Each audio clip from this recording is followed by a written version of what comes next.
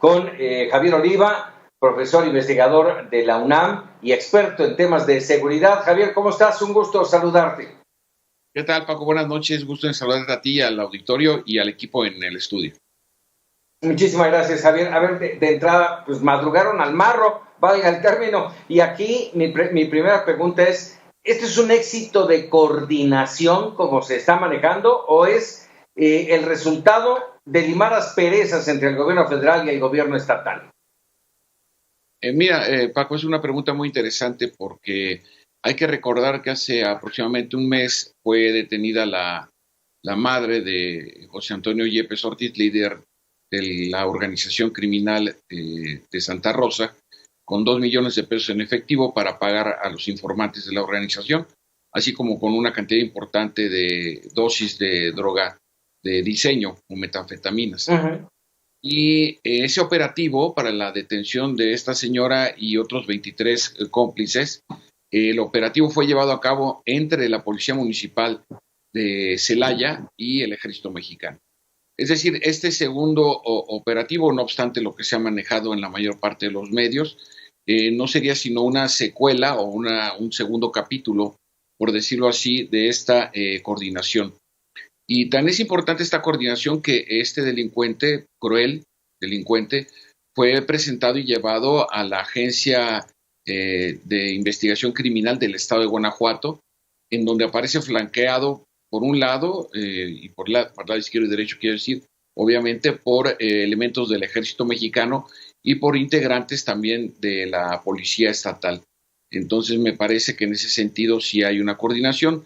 Veíamos y escuchábamos en la nota introductoria a esta entrevista cómo se ha contenido, gracias a los trabajos de inteligencia, que no ocurra lo que en otras ocasiones, que son el robo de vehículos, de transportes de carga o de reparto o vehículos particulares para bloquear avenidas e incendiarlos, para distraer la acción de las autoridades.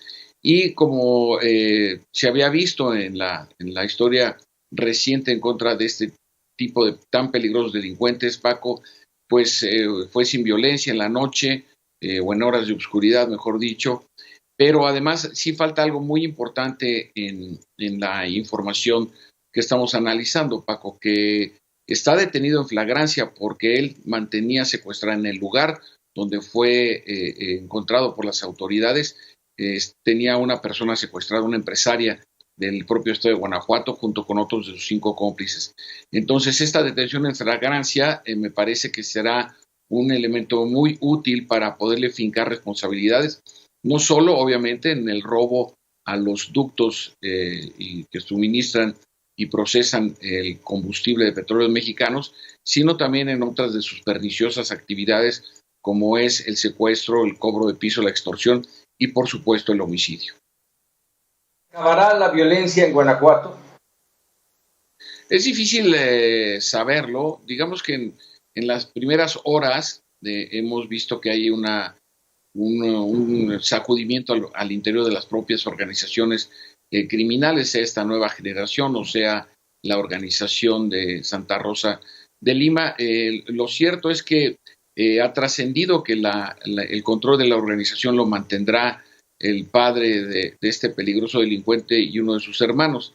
De cualquier manera, esperamos que la autoridad civil en materia de seguridad pública a nivel local y a nivel federal pues tengan en consideración que cuando un delincuente o objetivo prioritario, como se les conoce, son llevados ante la ley o son neutralizados, tienden a fragmentarse.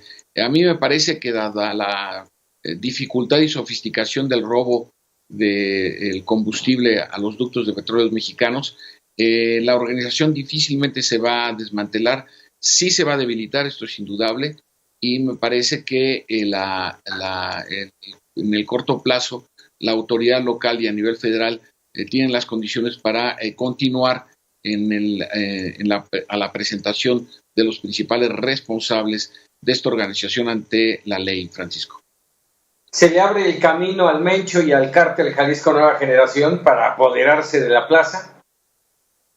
Pues sí, circunstancialmente, pero no, evidentemente debemos de desterrar cualquier suposición o sospecha de intencionalidad por parte de la autoridad. Es normal que ante la confrontación ante 8, 9 o 10 organizaciones criminales de alta sofisticación, mejor conocidos como cárteles, aunque a mí no me gusta utilizar el término, pues evidentemente en la medida en que se ejerce presión sobre una, de manera circunstancial, las otras organizaciones se ven relativamente despresurizadas ante la acción de las autoridades, pero permanentemente las Fuerzas Armadas y ahora la Guardia Nacional mantienen un constante acoso y búsqueda de presentación ante la autoridad de los principales líderes a nivel nacional, regional o a nivel estatal, entonces, o municipal. Entonces sí es importante señalar que puede haber una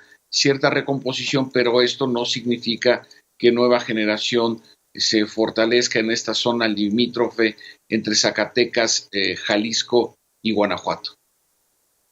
Javier Oliva, siempre un gusto platicar contigo. Te agradezco mucho tu tiempo para Mega Noticias TVC. Con mucho gusto, Francisco, cuando sea necesario, y buen inicio de semana. Igualmente para ti, un abrazo.